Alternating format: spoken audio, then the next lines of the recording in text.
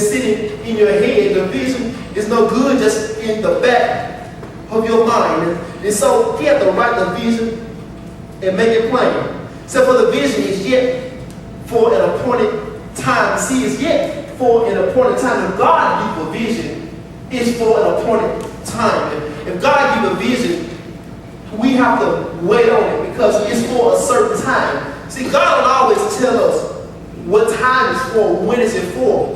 See, that's the thing. We have to just take it as God give it. And we have to make it plain because we don't know when the time is coming.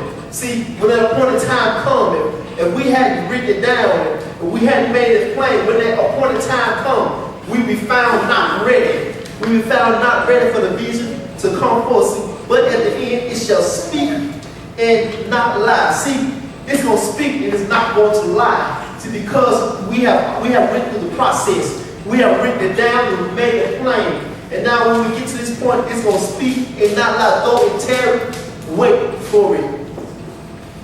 Because it will surely come. It will not tarry.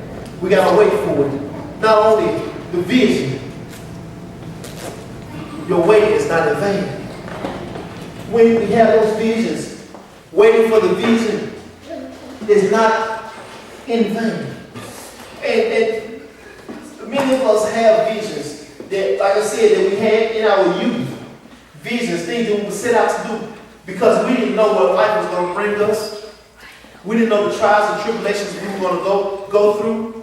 We didn't know the tests that we were going to have to face. We didn't even know some decisions that we were going to have to make.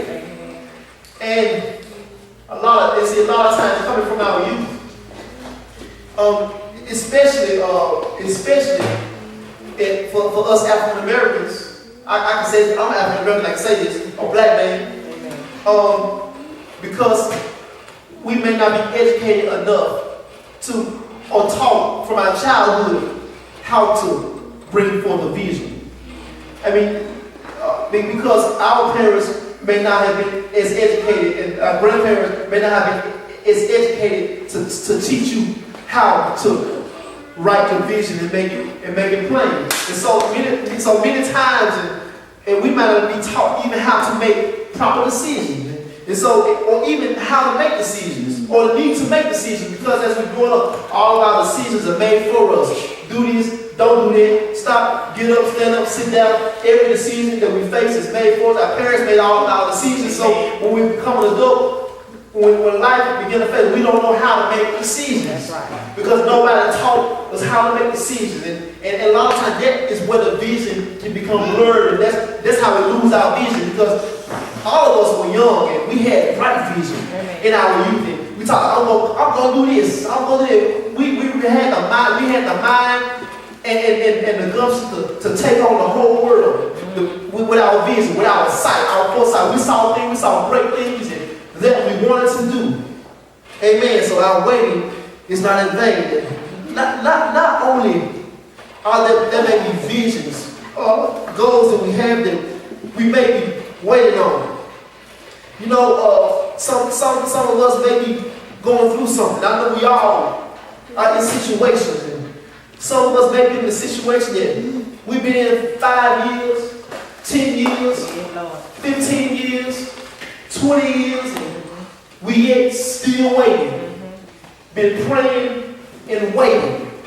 Not knowing when our deliverance or when the changes is going to come. I can, even in my own life, even some things from my childhood that I've been praying for, still praying for. And we just waiting and waiting and waiting. And many times it seems like our waiting is in vain. And we have some loved ones, some people that we see. Maybe our spouses is not saved, or it may be some things, some healing in certain areas in our marriage that we need to see, or some things in our career or in our finances that we're waiting on, or maybe even something regarding our children that we're waiting on.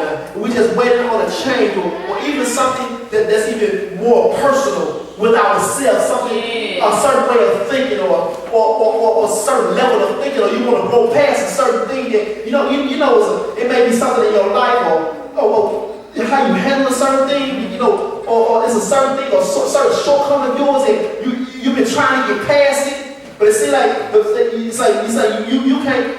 It's like every time you face this situation, you always make the same wrong decision. You know what I'm talking about? It may be things that you're waiting on. Amen.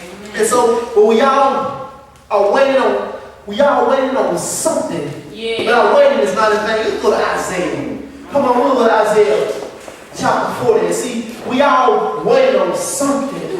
And it's like I said, some of us got goals and some vision that we even preparing for. Vision that we prepared for correctly. We've even written it down, and we got notebooks on top of notebooks on top of notebooks, and plan on top of plan. And it's laid out every point. I mean, from point A to point Z, we got it laid out just perfectly. Everything is laid out, and we know exactly what we're going to do. The vision is laid out, but it seems like the vision is so far away from us, and we even begin to wonder sometimes, did God give me this? And you knew so plainly that when God gave it, you knew it came from God, but you begin to wonder, because God gave you the plan. God told you to write it down, and He showed you how to put it together. But as time goes along, and you know God gave it to you, you begin to wonder, did this come from my head?